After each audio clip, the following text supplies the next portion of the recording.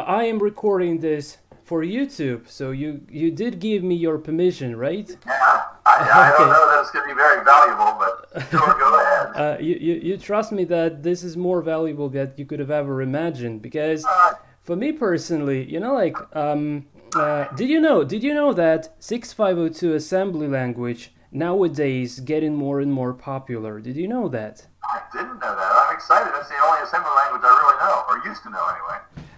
Yes, that's the exact assembly language you used to know, and quite a fun thing that in 2021, people not only started getting more interested in assembly, well, maybe because of the global pandemic, maybe some other reason, I don't know. But anyway, there are lots of videos appearing now, like uh, about the retro computers like Kim 1 or Apple 1 or Apple 2 or Commodore VIC-20 64, Commodore C128, NES programming, really lots of live coding, NES games in 2021 and so on. So 6502 assembly is very, very popular. But here is the problem that nowadays, the way how people write code is quite different from what I think they did back in the day when you were on the scene, right?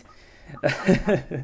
So that's the major question I have to you. So it's more like historical and the question of 6502 legacy and how it felt to code back in the day. Because nowadays, people just write code on their laptops, then they use the assembler, then they just get the machine codes. They don't need to care about the addressing, like where the program starts. They just say origin 0200. That's pretty much all about it. And they get a working program. They can add code, they can remove code, they can do whatever they want, and then they just upload the code to the target device, whatever computer it is, and they make it work very fast, very quick. However, I wasn't satisfied with that, so I started digging kind of deeper, and I just tried to write in machine codes. But before even knowing about that 6502 assembly actually exists, I was trying to write a Hello World program in x86 machine codes for the regular computer, and that took me around 40 minutes for live coding a Hello World. Like it's a bootable application. I have a video on that. That's quite a fun thing. And in x86 assembly, it's incredibly difficult to handle the addressing modes because, unlike 6502, they are done in very tricky way. Just really, it's lots of encoding there. So you can't just look up the opcodes. You need to encode them, bearing in mind the addressing modes, and the syntax is much more complicated. So I thought that that's a bit of an overkill. And then I read a fantastic sort of a saying, I would say. And the saying is that x86 assembly is meant for compilers, while 6502 is meant for humans. I didn't believe this first. And you is a human that had an experience writing in the real 6502 assembly back in the day when there was no compilers at all. And first, I didn't actually believe that it is possible to write in machine codes like for serious, not for fun, for YouTube videos, but for serious, the real applications. I didn't think that was the case, but it seems like it was. So, can you please tell me how programming did look like back in the day in, say, 1976, 77, 79, when the Kim 1 appeared, when you've written your legendary Kim Venture game? So, how did you write code in late 70s in 6502? I just happened, I don't know if you've seen my Kim baseball game. Have No, you but seen that? it's my shame on me. But Kim Venture is the only game that I've seen. Okay. Well, Kim baseball is a whole other story, and somebody else was asking me about that recently. I guess just because of the burst of interest in 6502, and I dug through my archives and I found some of my original, well, a Xerox of my original programming sheets from when I did that, and this is what it looked like. Let's see. Let's see how much you can see Yeah, I that. can see perfectly well. Yeah, yeah, yeah. I But can see perfectly well. but yeah, I had these blank forms made up that said address, byte 1, byte 2, byte 3, label, opcode, operand, and comment, and I just wrote the code by hand down this way, what I wanted it to do, and then I wrote the opcodes that went with those. Okay. So I wrote, that much of it, and then I went back and did the assembly by hand myself. Okay. So this was for real. So it wasn't a joke. People really did this for like seriously. Yeah. Well, now that said, I was a young guy, early 30s at that point. I had 3 kids, a house, a car, a job. I didn't have money for a computer at all. So I had nothing here at home. There were computers at work, and people were writing Fortran and BASIC. Okay. But not me. So then I heard about a programming course.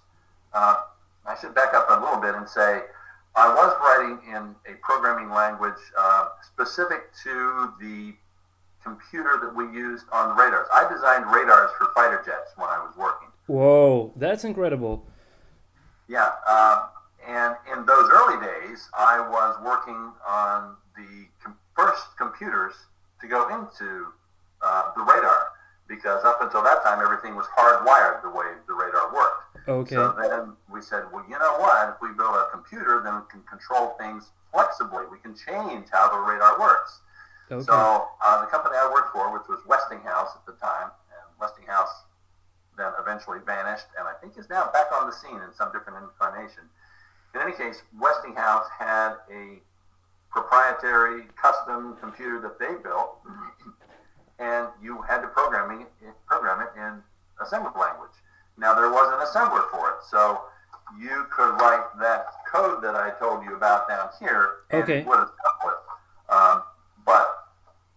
So I was very familiar with that particular assembly language.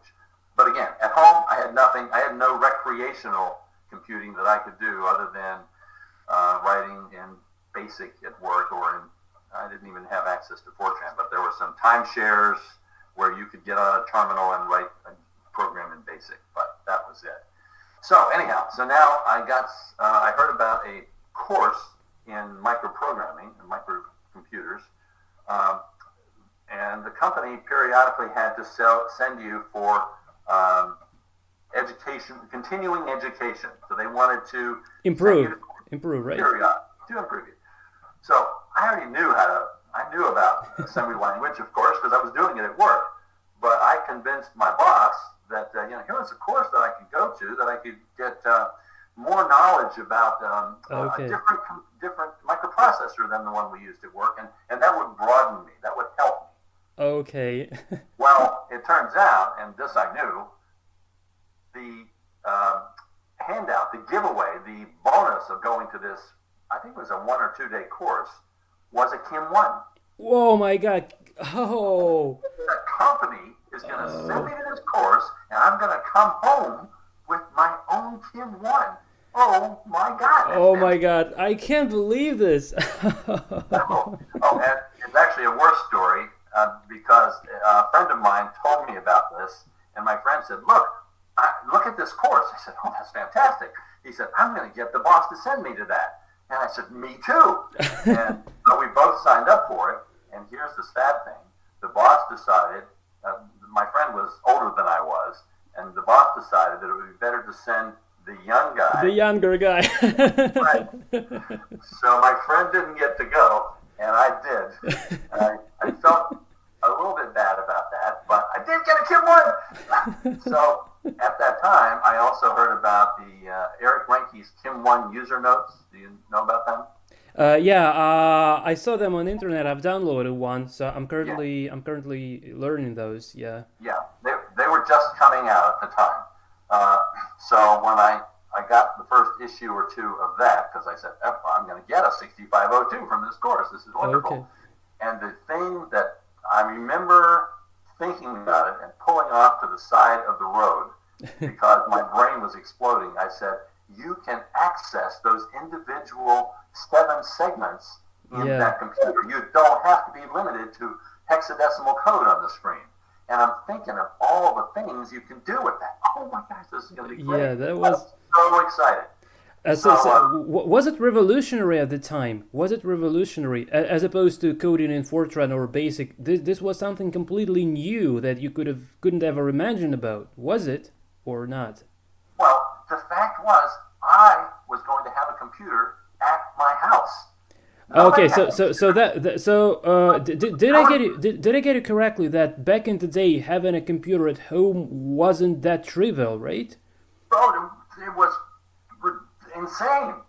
I said, I'm going to get a computer at home. People said, what the hell do you want a computer at home for?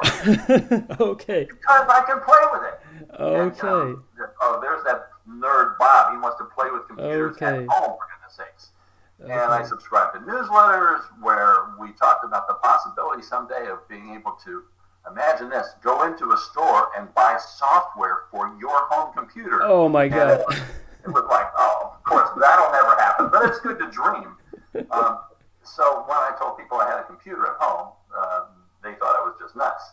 But then within a few years, let's see, the 8080 was out about the same time. You know, the 8080 chip was the predecessor of the x86 and so on. Yeah. And Popular Electronics had a cover story article on how to build your computer at home. And there was Yeah. You're familiar with the Altair? No. You know, in my country, when I was a kid, in my country, in Ukraine, there were no American brands at all back in the day. The only we had was ZX Spectrum by Sinclair Research, the British computer, and we had a Soviet schemas like recreating the same thing, but using the details that has been produced in the Soviet Union back in the day, because they didn't want to use like the details, like everything apart from the processor was produced in Russia, let's say, and only the processor, because they couldn't really reproduce the processor, so they used that Zilog Z80 processor back in the day for Sinclair, and no one even heard about like 6502 or later Commodore or whatever. American computers were not even no one knew they existed before 90s basically. So yeah. Okay, I'm sorry. You just keep your story. It's so exciting. That's exactly what I wanted to listen. So you got your Kim at home, and so you had the Kim manual, right? Yes, I had and what about the first book of Kim? Was it there as well, or was produced later? So did you have the first book of Kim or not? Yes, I do. Of course, it came out about the same time, and at that point, here's another revolutionary thing. There's no internet. You couldn't go. There was no such thing as online to go learn about stuff. You had to subscribe to magazines, which came in the mail to your house, and you read them, and you sent off letters. Okay. Or you made phone calls. You could not look anything up and see what was available. So it was all based on things that you newsletters and magazines that you subscribed to and read about. That was the only source of information about small computers and that sort of thing. Okay. So consequently, yes, nobody had anything like that, and I had no assembler. I mean, the entire computing processing that I had was the Kim. So Bob, can you please tell me what was the first ever program that you've written on your Kim? So the very first program you've created on your Kim. What was that? Gosh, what was that? Well, at least like the second, the third. Where did you start? I mean, like, what were the first projects you were about? I mean, like, you became a Kim 1 owner, and no one else did, and you were so proud. So you need to have the benefit of that. So trying to do something that others couldn't do. So what was your intention? What was your dream to? What did you want to create? Having this brand new opportunity that no one else had back in the day. Like, it was as simple as having a brand new opportunity that nobody else had. It was just fun to play with. I can't remember what I first did, but I probably what I did was look through some of those first book of Kim examples, right? And there were examples in there, and I programmed them. And yes, sure enough, it worked.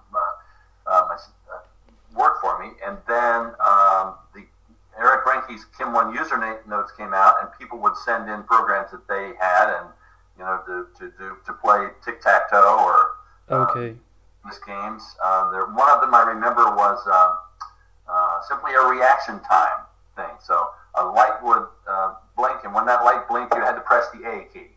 And it would just measure how fast you reacted. And an interesting experiment was to put on sunglasses and do it again. And you discovered your reaction time, if you plotted them, was slower when you had sunglasses. There was that much delay. That's interesting. Yeah, that's amazing. But the first big one that I wrote, I mean, big in the sense of something large enough to show other people, was Hexpawn. What was it? I'm sorry. Hexpawn, Hexpawn. Pawn like in chess. Yes. Hexpawn. Let's see. That's interesting. Hexpawn is played like this. I'll draw the board for Hexpawn. That's interesting. Like this and this. Bob, will you send me all of this sheets of paper that you have? I'm incredibly interested to have a look at those. That's such a treasure. So Hexpawn starts. Let's see. It looks like if I get the right. I got the idea. Yeah. I got the idea. In the game, you move forward. The other guy moves forward. Okay. You capture by going diagonal, like a chess pawn. Yeah. And your idea is to try to get to the other side of the board or capture the other guy's men. Okay. And yeah, that's that. Yeah. That's the entire game. Okay, that's it. But what I found an article about Hexpawn was an artificial intelligence version of this, in which every time the computer loses, it goes, well, I won't make that move anymore. And it strikes it off its list of possible moves. Initially, it's choosing moves randomly. Okay. But every time it loses, it says, all right, I won't ever make that move again. What was it? Monte Carlo tree search algorithm? It feels no. It's much simpler. Much simpler than that. Okay. It would simply make moves randomly, and then if it lost, strike that move off that it last made from ever being made again, until eventually the only moves that it has left are winning moves. So as you play the game, you win, and maybe the computer wins, but then you win, and then eventually the computer doesn't lose anymore because it's stricken from its choices all the losing moves. So is this a sort of a reinforcement learning at some point? I think it looks like artificial intelligence because the computer gets smarter. Yeah, but in reality, there's a finite tree of moves in this game as opposed to chess. So very simple. So it just reduced the nodes in the search tree, and that's okay. Yeah, it's very interesting because I have the entire programming dedicated to chess, and I send you a link. I don't know if you've seen that or not. So I saw all your links, but I've been extremely busy today. But by the way, congratulations on what you've mailed me today. After 46 years, we won't tell anyone, but I'm really happy that I know that it's quite expensive in the United States what you're doing. So I'm really happy that you finally got the chance. I'm not even finished. I mean, I spent all day today with the banks. Yeah. And I have a whole list of people who are incompetent at their jobs, and I have to go in tomorrow on Saturday and try to finish these transactions. Yeah. And I have my fingers crossed. I hope it works. I wish you good luck with that. Yeah. So as far as we started talking about chess, one of my most interests is minimalist chess. Well, I've been writing really lots of chess engines, but the real source of inspirations are those that has been written in late 70s. And I have a friend. His name is Harmgeert Muller. He's from Netherlands. I'm not sure if I'm pronouncing the country name properly. And he's writing chess engines for almost 40 years, I believe. Really long time. Yeah, he's a real dinosaur of this chess programming world. So and he has an algorithm like three nested loops. So first loop over all of the board squares, then loop over all the pieces, loop over all the piece directions, like where the knights go in, where the pawns go in, so on. And then for sliding pieces, loop over the direction. Let's say for rooks, it not only goes like 4 sides, but within every side it can slide over the attack ray. And the idea behind this implementation that code is getting extremely compact, and people has been like making this idea even more tight. And currently, how much bytes would you think the world's smallest chess program contains nowadays? So, world's smallest chess program, how many bytes in x86 assembly? I'm gonna guess 1,000. Less than 512. So it runs in a boot sector. I'll give you a link showing how this works. Yeah, less than the boot sector. The author is Oscar Vermeulen. It's his Mexican programmer. It's incredibly cool. And by the way, did you know that there was the world's first successful commercial chess program that was written for Kim 1? It was MicroChess by Peter Jennings. I have it. I mean, I had it at the time. I bought it, yes.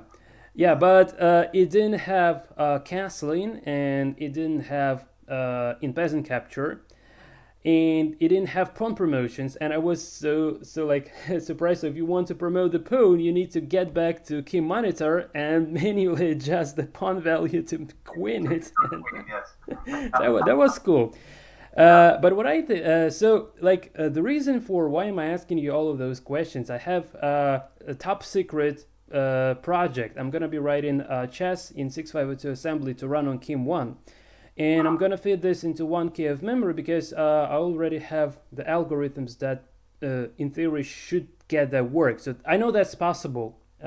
And I've been writing small chess programs in higher level languages, but that's nothing compared to assembly. So my interest is very simple. So I don't really want to go the easy way, like just getting the 6502 assembler, not getting the modern assembler, but I really want to code this I want to write this program on paper like you did, and then I want to make a video where I would be typing this into this guy. I call this Code Monkey Kim.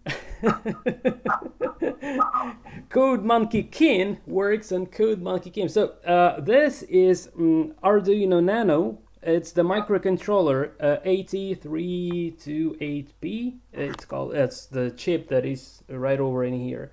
And here I have the LCD display and the 4x4 keypad. So as you could already guessed, here I have enough keys to enter hexadecimal numbers. And I have lots of videos on how this stuff works. And here I have Go, addressing mode, and data mode, and then plus button like on Kim 1, and this stop the program, and this reset. I don't have the program counter set, and single step and switch.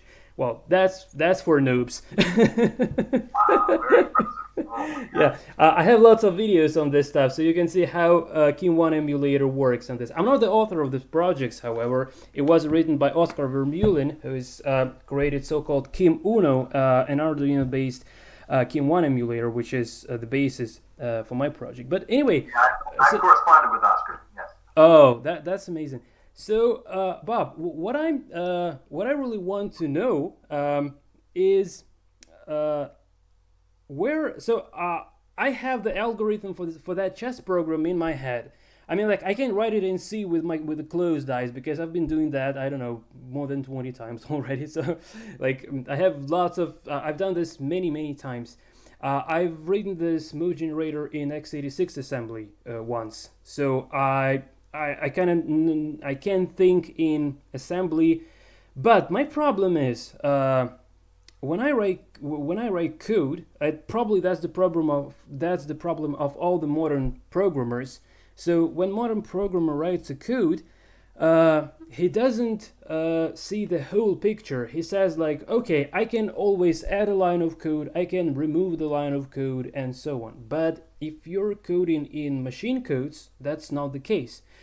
So can you please give me a clue on how to develop a program in machine codes, basically? So I understand how to make hand assembling, but should I just write the source code on a paper and then try to assemble it? So how would I know? Like I used to write a line of code and then run it, write another line of code and then run it again. But in case of machine codes, it's not the case. And what if it turns out that I'll need to add an extra instruction in between? I will need to move the chunk of bytes, then relocate the addresses. So could you please, yeah, that's pain. So it is pain. It was painful, but it was fun pain. Can you please explain the workflow? What is the workflow if you're writing in machine code? So let's imagine you want to write the hello world program. Doesn't matter what the opcodes are. So literally we have just say bytes, like for hello world, just ASCII characters. So we have like bytes at the address, say, well, let it be like 0000. In 0 pages, that's the right place for variables, right? So we have like hello world, the first 1, 2, 3, 4, like first 10 bytes. The address 0000 is hello world, and it ends with a, let's say, 0 terminating character. Okay? And then let's say at the address 0200, so 200 hexadecimal, we want, on our KIM1, we want to write a hello world program.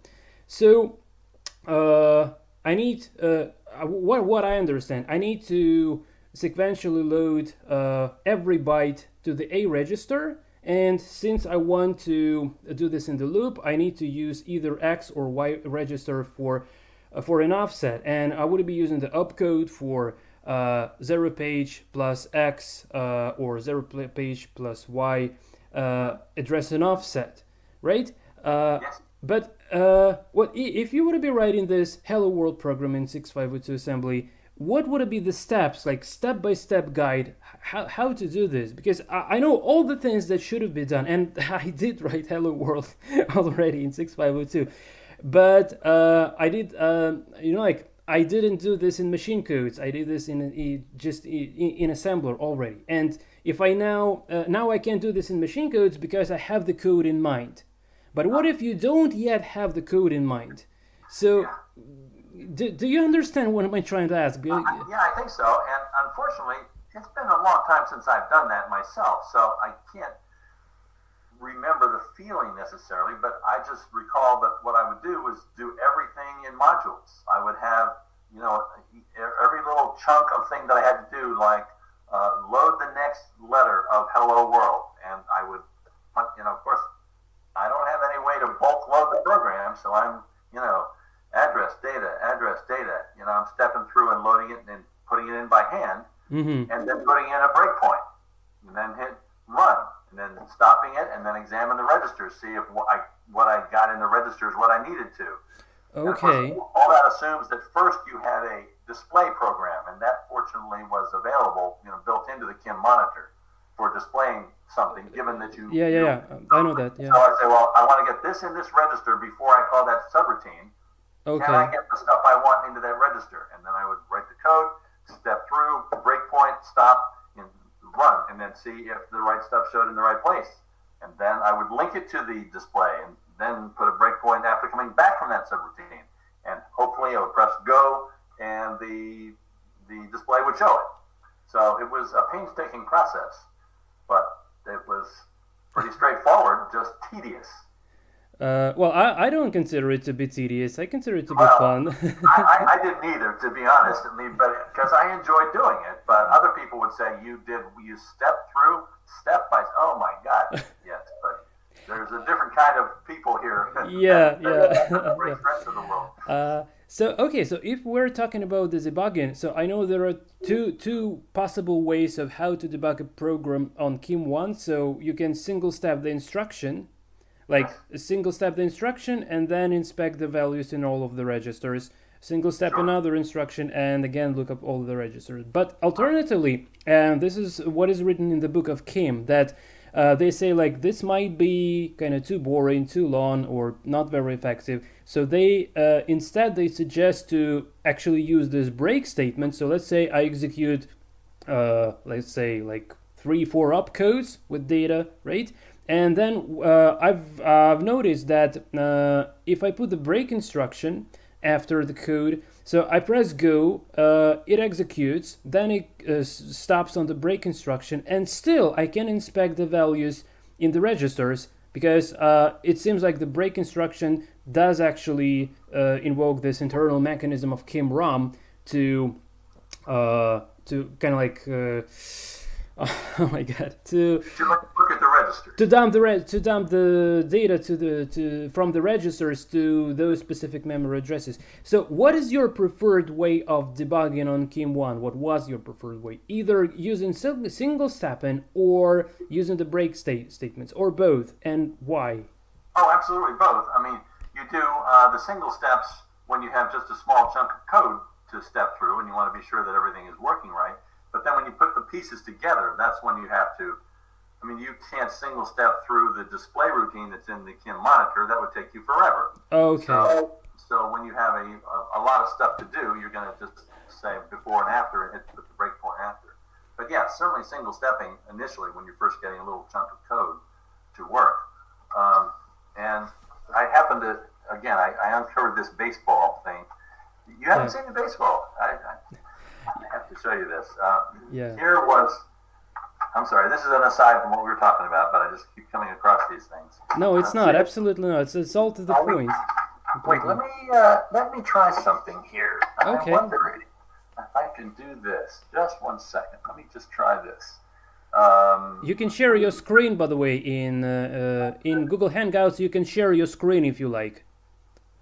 Screen sharing. I can see what is happening on your laptop, for instance. Okay. Do you want? I can tell you how to do that. Do you want that or not? No, I want to do. I want to change to a different camera, and I gotta see how to do that. How can I switch the video source for this? I know how to do it in. Well, I'm not. I have no idea how to do that as well. Oh well, to be honest. I'll have to look at that later. But anyway, I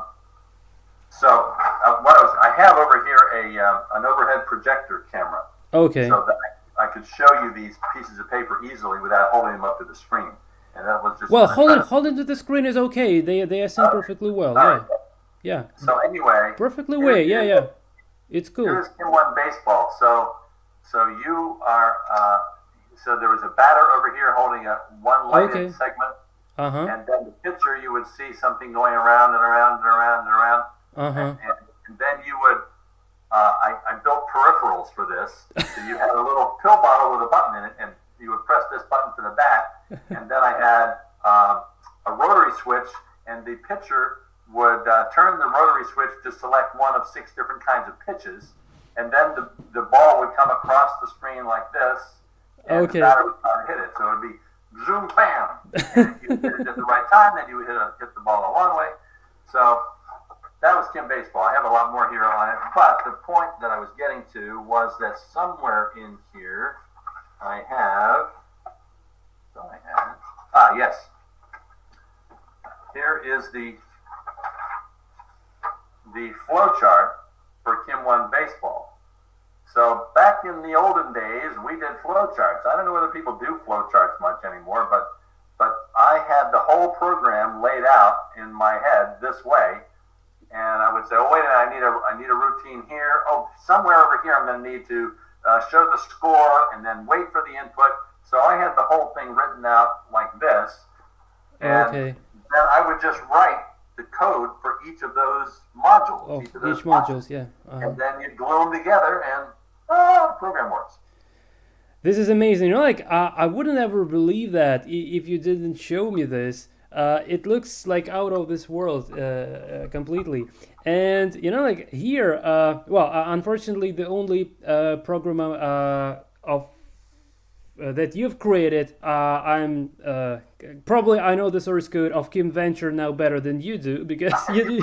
I'm sure you do because I haven't looked at it yet. Yeah, because you do this 40 plus years ago, and I was doing this like 8 hours a day for the recent couple of days. Okay, well, how about trying to display all those messages and realizing that I didn't have enough memory to display all those messages at all. So then I came up with the idea of frequently used characters and infrequently used characters. And the frequently used characters I could store as a single byte.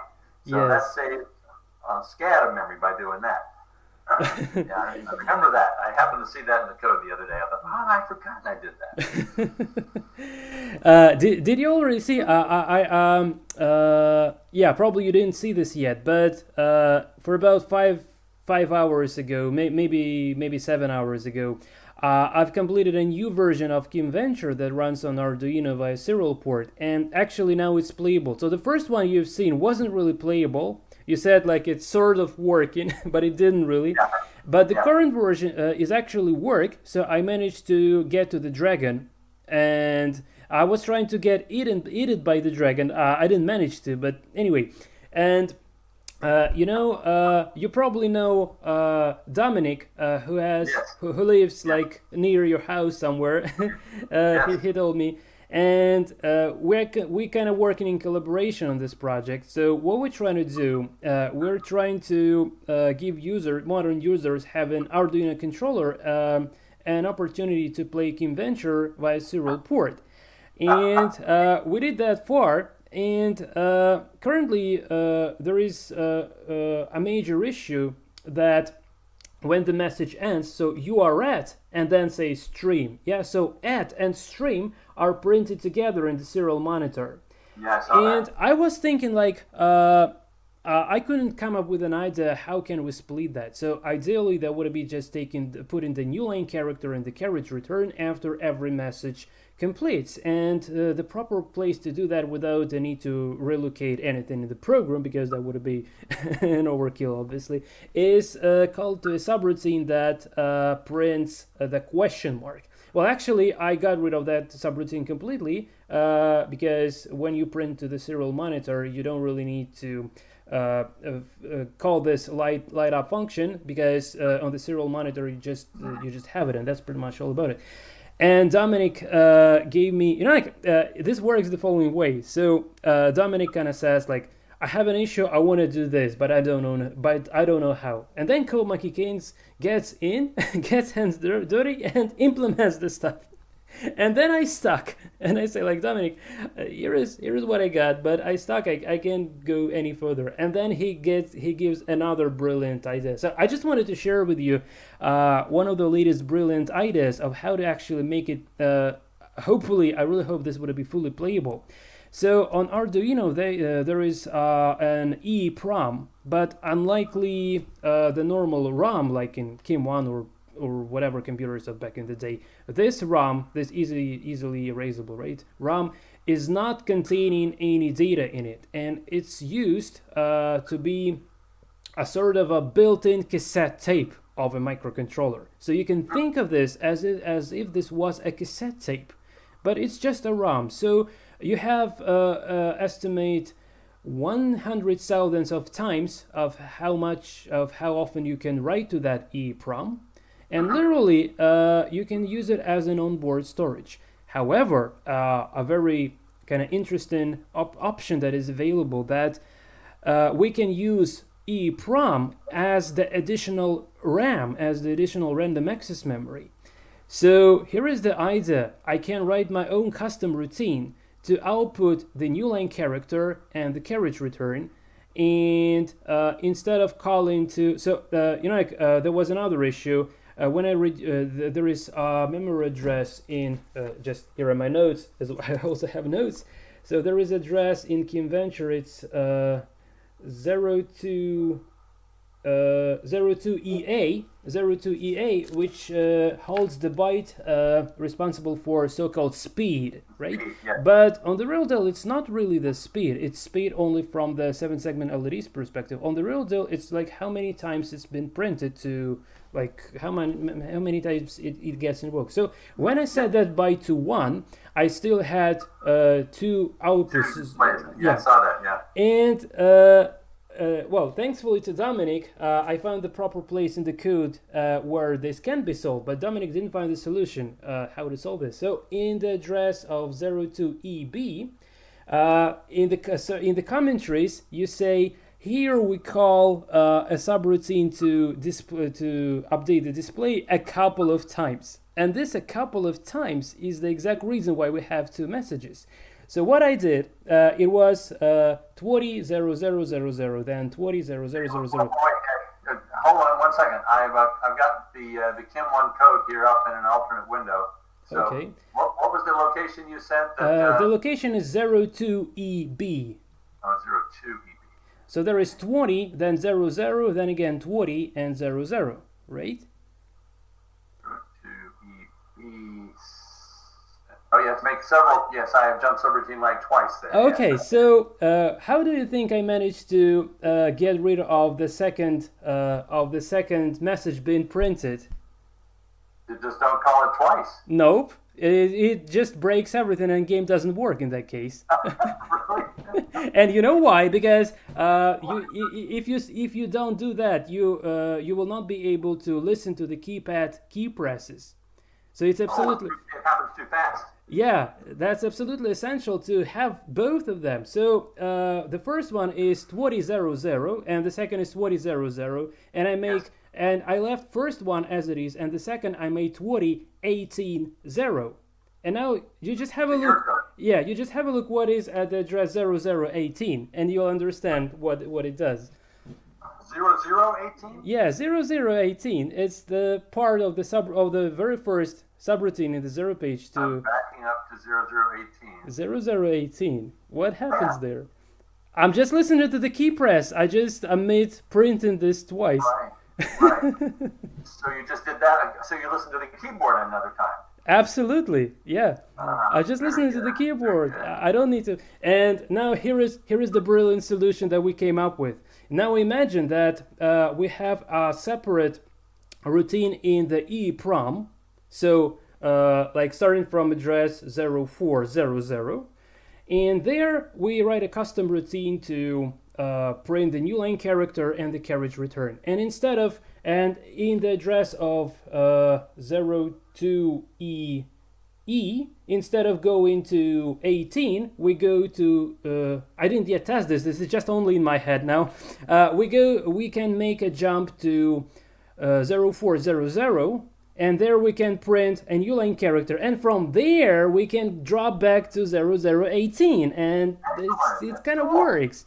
But this is not, Bob, the most interesting thing comes here. So I'm gonna be making your game actually being displayed on the LCD display, 16 characters, 2 rows, okay? And in order to drive this sort of a thing, well, I was inspired by Apple I addresses for peripherals. So in Apple I you have D012 for outputting the character to screen and D013 to get the keystroke from the keyboard. But starting from D014 and up, there are 3 addresses. So I've used the addresses from D014 to D018, if I'm not mistaken, to drive this LCD. So I have so if I write to memory location D014, this clears the LCD. If I write to the next, I don't remember them already. So I can clear the LCD. I can put the cursor to the given position based on what we have in the A register and on the X and Y register serving as the arguments. So I can say, for instance, register X equals to 0, register Y equals to 1, and the cursor would go from here to here. Or if say X register is equal to 3, it goes here. Okay, so X and Y are used as the coordinates, as the arguments. And also obviously I can just print messages. Also I can clear the screen. Yeah, I said that already. So having the EEPROM, I can have another routine that would be that would be duplicating the output. The output not only goes to the serial port, but it actually goes to the LCD screen as well.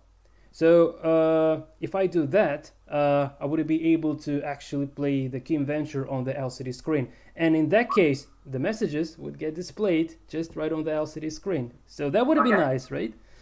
I have been dying to mention this part of it, which I don't know if you've noticed yet in Kimventure, but as you're exploring around in the caves in Kimventure, there's a message, but then when the question mark comes up, the screen is blank, except it's blank, question mark, blank, blank, and then there is another character there behind.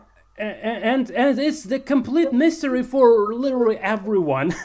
So can you please tell us what the heck is that, and why? I will tell you what that is, and that is why I am wondering about your use of a display that just shows at the characters, because this needs the 7-segment display, and I don't remember precisely the mapping, but I will just give you an idea. Let's see, that's kind of a 7-segment display then, right? Yeah, exactly. Okay. So when you are exploring in the caverns and you don't have the benefit of that map that you have, okay. And you get to some new place, you say, well, I can go up, down, left, right, north, south. Where do I go?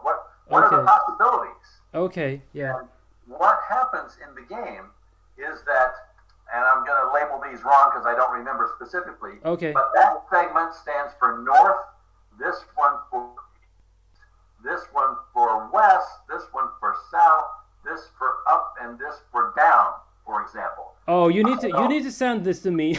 You need to send this to me. Yeah. Okay. So therefore, when the question mark appears, if you have figured this out, then you can see the characters on that rightmost display and say, aha, from here I can go north, east, and down. Okay. That's amazing. So that is something. Now, it's not essential to play the game, but boy, once you figure that out, then you can speed through the rest of the game. Through the rest of the game. Yeah, and by the way, this might be implemented as well because the LCD display actually supports custom characters. You can create up to 8 custom characters, and that's fairly enough to implement this 7-segment LEDs on a single character for an LCD screen. So yeah, that's it. So you will see mention of it in the code, and I don't remember where, but it talks about the directions being stored in the magic character or the rune, or I don't remember what I called it there. Mm-hmm. So that was just a mystery and most people play the game, and it's a long time before they realize that there's a significance to that special character over there that can help them a lot. Yeah, that's that's very insightful, because without this, I just need to find where exactly that happens in the code, and just to figure out the encoding for that rune in particular, and because I'll glance through it while we talk, see if I can find it, but I don't remember exactly, and it may have been. I'm surprised, since you know this code so well, Maxime, you should probably know where that is. But I don't know where that is, because I didn't consider that to be significant, and hence I just dropped that. I need to make a research. I can't do this on the fly, really. So I really need to. Right. Every location has associated with it the directions that you can go from that location. There it is. You can see. Take a look at 007D, for example. Hold on a sec. I just have your camera view here. I need to open this. Hold on a sec. I just wasn't really preparing for. Okay, so hold on a sec. Manual, right? Oh yeah, no. Yeah, I just finally managed to make the layout on my. You'll see this in the video, hopefully. Okay, so yeah, the PDF is loading. Just hold on a sec. The PDF is loading. Okay, so what is the address? Just look at 007D, the very first location in the cave map. 00007 7D. Yeah, 88. Yeah, I can see this. Actually, look at the comment field above that when it says next up to 6 words. So word 0, bits 0, bits 7, bit 6. Yeah, bit 7 and bit 6 give you information, but bits 5 through 0 specify where you may move. And then if you look down, so for example, 7E, there we are. Look at 7E. 3F, okay. 7E has bits set for north, east, southwest, up, and down. Whereas if you look down at 87, 007, only north and up, yeah. Those correspond to north and up. So I use that first character, or that first byte in each location to say which of those segments should be lit up next to the question mark, which you have discarded. This is very smart layout, and very smart usage of the first byte. Yeah, I love this. Yeah. Okay. Now this makes perfect sense, and yeah, this is the next challenge to implement, because like the biggest challenge is that I just can't recompile the code. Well, I can recompile the code, but I don't want to. I just really want to keep the code as original as I can, because it's really valuable for actually being original. So yeah. Hey, let me just insert, because this has been occurring to me lately, that this listing you see here of the code is not something that came from an assembler. It came from me typing on a typewriter. This is all hand typed. This is my God. This is not the output of an assembler program. I didn't own an assembler program. Oh my God. Oh. Yes. Oh, this makes it even more valuable. And as a matter of fact, this was before word processors. So you couldn't space things out on the screen. This was typing on a piece of paper to get the spacing this way. So if you made a single mistake, you needed to just take the piece of paper and just throw it away, right? Yeah, either that or they had something called whiteout, which was a little thing of paint, and you would roll it up and paint that. I see. Yeah. And then dry it off, and then scroll it back in the typewriter and type again. Oh my God, that's insane. It was insane, but we didn't know any better. Word processors did not exist. Yeah. We just don't realize that word processor is simplifying the life so much. Yeah, and I really want to experience this hardcore. This is hardcore. You're right. But we didn't know it was hardcore. That's all we had. Amazing. When I see the code, I just can't believe that it's built of blocks. It looks really monolithic, and it's really hard to believe that it's made of blocks, as you've mentioned. Well, of course, the blocks were done in pieces, but as you know, because of the Kim1 memory map, there are certain blocks where you only have this much room. Yeah. So I was constantly having to recompile, reassemble, relocate things in my head and say, well, this routine is this long. That could fit here with this one. They will both fit in there, and I'll have 3 more bytes here. So I'm doing all that, and then trying to relay it out to do that way. Bob, another question.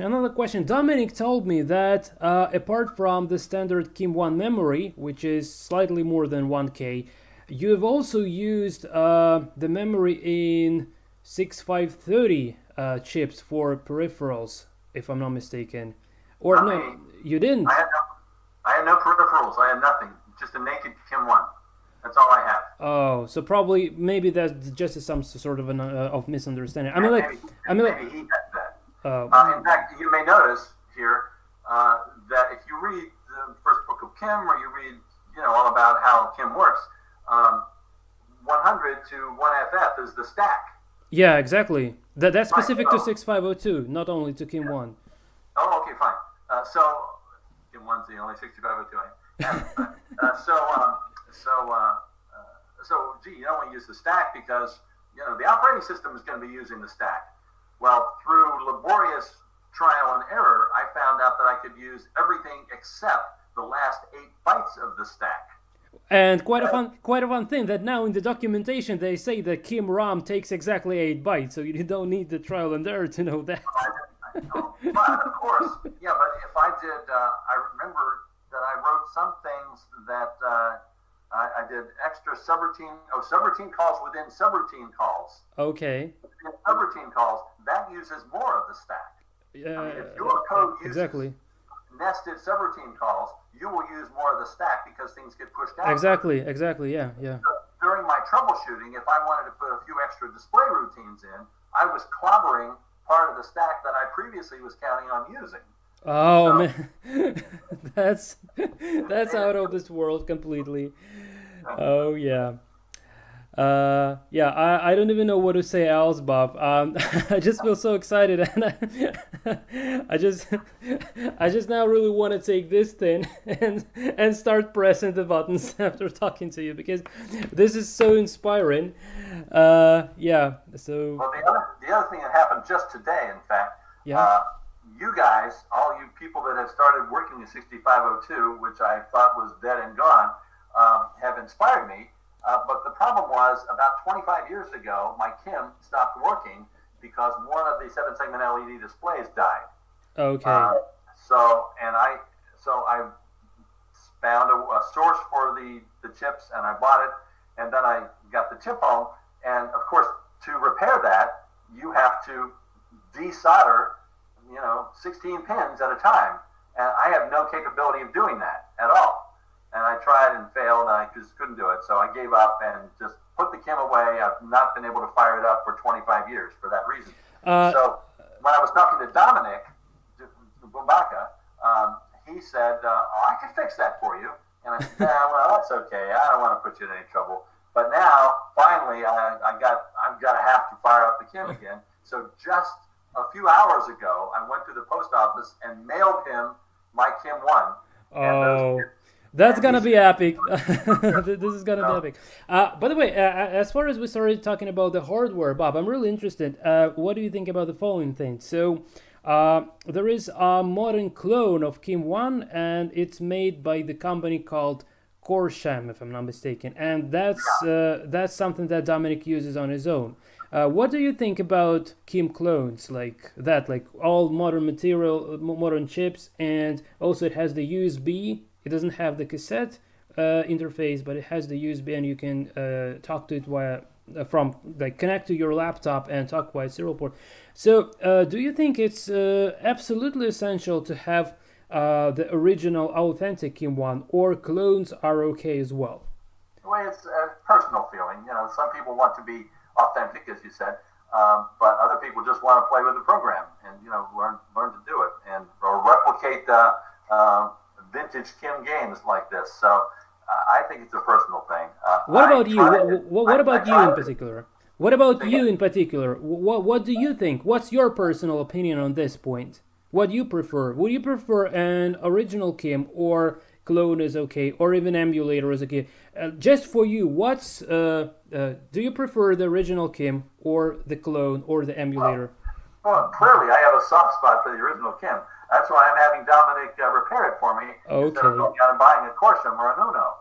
I looked into buying those things, but I'm pretty sure they wouldn't work exactly the same way. I mean, I couldn't use this code unmodified, as you're discovering, or as Dominic is discovering.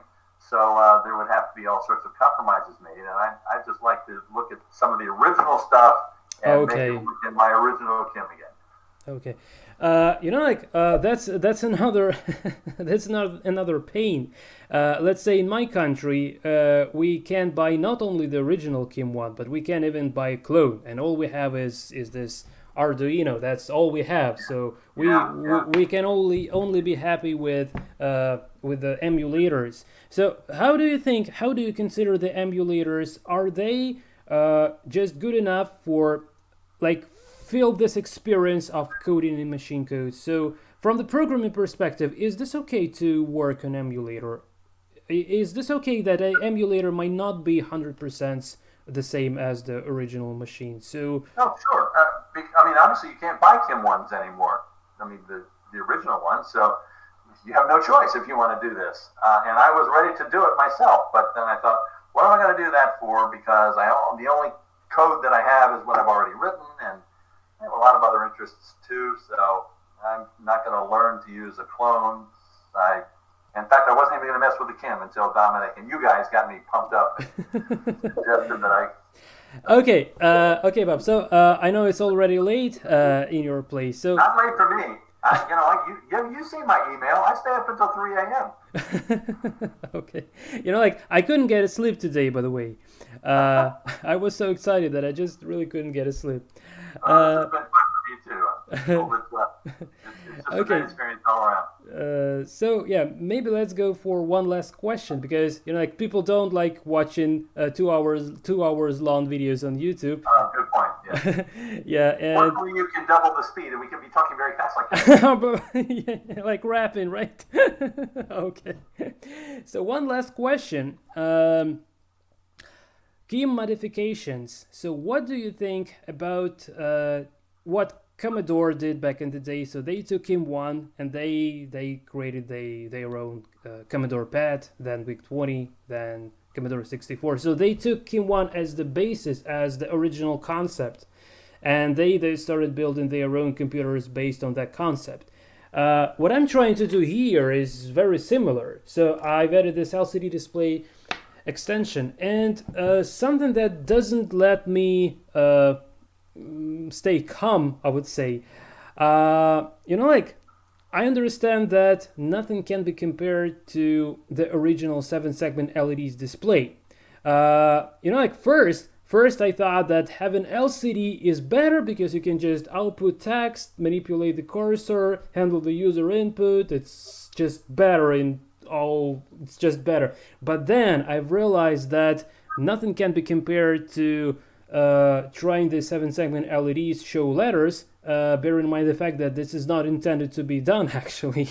That's right. So now I feel like there is a dilemma I have. So either to stick to my LCD display, or maybe just buy the 7-segment LEDs, we can buy them, and try to make something like KIM-1. So what about KIM-1 extension? So do you prefer the original version with 7-segment LEDs, or is this okay to have the extensions like LCD display? So does it make KIM worth if you add the LCD display, or it's okay? So what do you think about this? This is a very important thing for me to know. Well, I mean, it's certainly okay, but you find things that are going to work differently. The challenge for me with the Kim was seeing what I could make happen almost as a video game with those LED displays. So I was working within those limitations, and that's what made it a challenge, a game. Just recently, I was listening to a podcast actually talking about games. Why do we play games? What is a game? A game is where you set some goal for yourself, and then you try to meet it. And if the goal is too easy, the game is no fun. The game has to be hard, or we humans don't like to do it. Exactly. So for me, this challenge of making games, making video happen on an LED display was the fun of playing with the Kim. So when you get the extensions, you get the different kinds of displays, different kinds of keyboards, more memory, all those things just change the game for you. And to each his own, whatever floats your boat, whatever you like to do. It's fine. Just a bit of a story. Hey.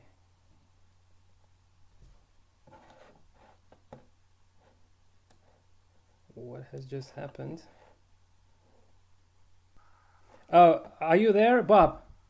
Yes, I am now. You froze for a while. Okay, yeah. I didn't see you as well for quite a bit of time. Okay, so one last thing, and I let you go to sleep finally. No, I'm nowhere near going to sleep. Okay, so it's 10 o'clock here. Okay, that's nice. It's 5 o'clock, 5 a.m. here. Oh, gosh. There's a 5 a.m. in the morning too? Yeah. That's okay. Okay, so about the limitations, a quick question. Do you know Chrome Dino game in Chrome browser? You mentioned it in your email today. I've not heard of it. So in the Chrome browser, if you don't have internet, then it tells you there is no internet connection. And if you press space, then the game starts, and there is a little dinosaur that kind of runs, and it jumps over the cactuses. And that's very fun. And for all of the time since 2013, I believe it was created in 2013, I might be wrong.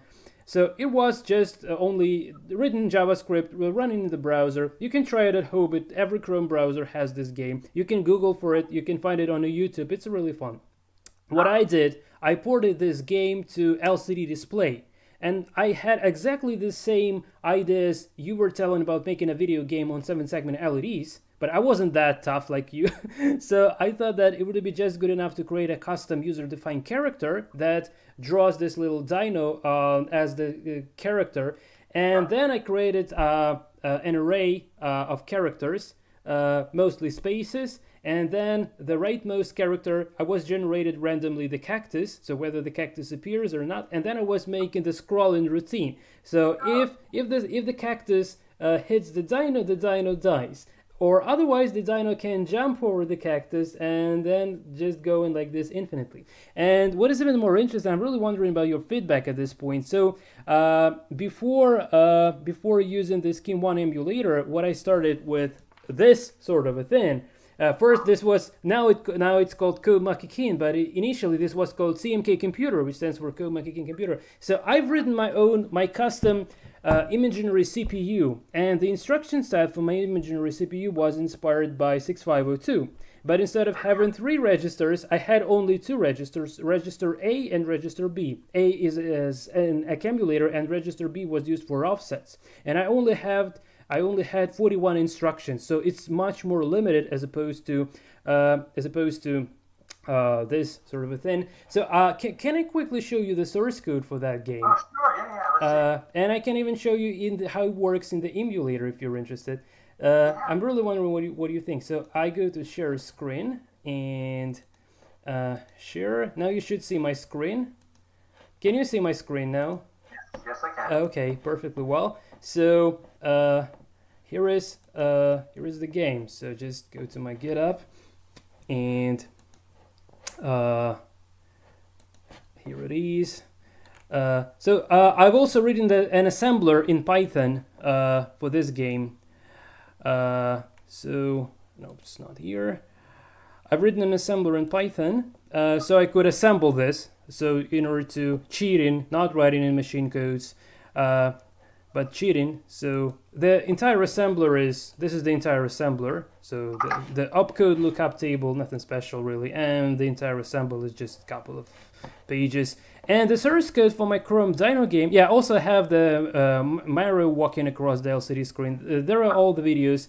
I send those to you. But here is the Chrome Dino code, and here it is. So starting from defining the constants for messages, it says, are you ready in the beginning? The game over, you win, you can win in this game.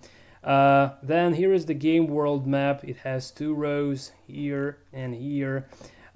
Then the label to generate the random objects then the dino character, so bits are encoded like this. So if you see here, it's kind of like dino's head. This is dino's tail, and so on. So here I defined the user-defined characters, and here we have here we have the source code. So yeah, so it goes for 496 bytes. And now I just want to demonstrate. Well, CMK Computer is available for to work in Tinkercad. It's a very nice service, I would say, that allows to run. Yeah, here it is. So go in here, and I just quickly download this. I need to assemble this because I don't have that's gonna be light and fast. So I'm sorry for forcing you to see this, but I'm really, This is cool. I'm so proud of this, and you're probably the only guy who can evaluate this. For no one really cares. No one understands this, unfortunately. Okay, so go into programs. And here, I just quickly assemble this. So I say Python 3 assembler.py and dino.asm. And here my assembler gives me the list of labels that my program has used. And then it codes the bytes as the ASCII characters. So I didn't know about the paper tape format when I was creating this. So I don't have checksums or something, but it still kind of works. And the total number of bytes for this game is 496 bytes in my own assembly. So I just need to grab this, copy, and then let me go back to the browser. Okay, my browser doesn't open for some reason. Okay, now here we go. In here, if I start the simulation, so here is a simulator to build circuits. So we have the LCD display. Well, it's a little bit different of what I have in like the real hardware. But anyway, so here we have the serial monitor. It's all emulated and it's quite laggy, assuming the video session. But anyway, so here I have custom commands here. So I have the command fffd to start listening to incoming data, and then if I paste this in and click send, it sends the data to this computer. And yeah, it works much better on the real hardware, and I already sent you a video demonstrating that. So it takes quite a bit of time in the emulator to load the bytes, and the real hardware it goes instantly. So by the time I can make it a little bit bigger, it would be slow as hell now and laggy because too many processes are running on my computer. So I would probably just want to close a couple of windows. And now if I say ffff, that's the command to run. When I was designing this, I didn't really know that QMROM exists, and you may do things much easier. So here the game starts, and the only control button is 0. So if I say 0, now we have this dyno running. You see, like, it lags are changing, so I can jump. I can jump, and it's slow as hell because we're talking via video call. It's much faster on the real deal, I swear. But I've just jumped over the cactus. You see, like, I have jumped over the cactus, and again, and now I'll show you the hack. So I will now lose the game in this next cactus, and then I'll show you the hack here. So yeah, just slow as hell. So I will now just do nothing, and the game would over at the point. So I have my custom hex monitor here.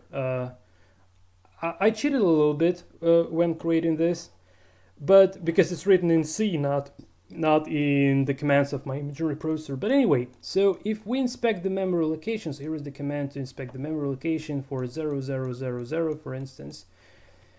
And here, this byte is the score. So byte number 4 is the score, and it wraps around 255 or FF hexadecimal. So if I just say 0 0 0 0 1 2 3. Oh no, actually I can. It's better to do like this. And now just duplicate the first bytes. And these are my custom opcodes, by the way. Okay. And here I just put the score, say, to F0. And now if I run again, notice the score here. Notice the score would be 240 or something like that. And I start. And you see the score now is bigger. So I'm cheating now. And yeah, maybe it doesn't.